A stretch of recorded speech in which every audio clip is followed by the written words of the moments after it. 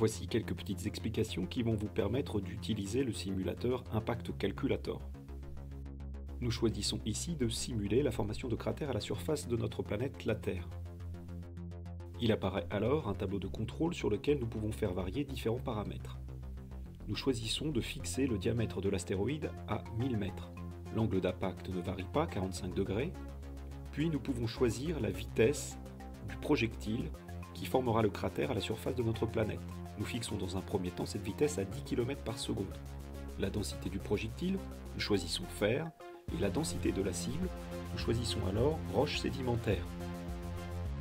À vous de choisir la distance de l'impact, 0 km étant pile sous l'astéroïde qui impactera notre planète.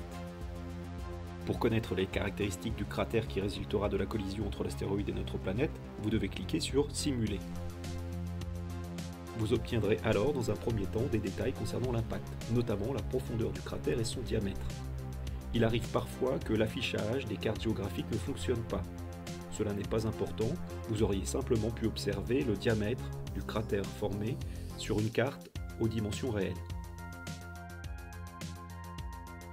En cliquant sur le bouton profondeur du cratère, vous pouvez faire afficher votre cratère en coupe et y placer un objet de votre choix, par exemple ici la tour Eiffel. Cela vous donnera un ordre de grandeur de la profondeur de ce cratère.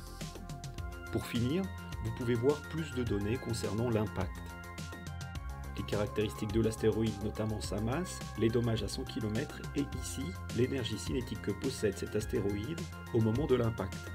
Voici comment il faudra la noter dans le tableau de manière à identifier clairement l'exposant, 2,09 x 10 exposant 20 joules, l'exposant étant représenté par l'accent circonflexe.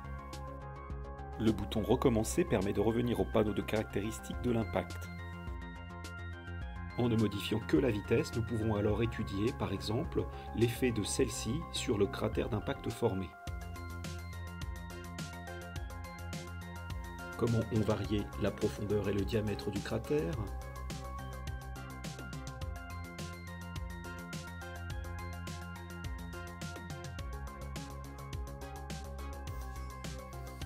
Et quelle était l'énergie cinétique de l'astéroïde lorsque sa vitesse était de 20 km par seconde?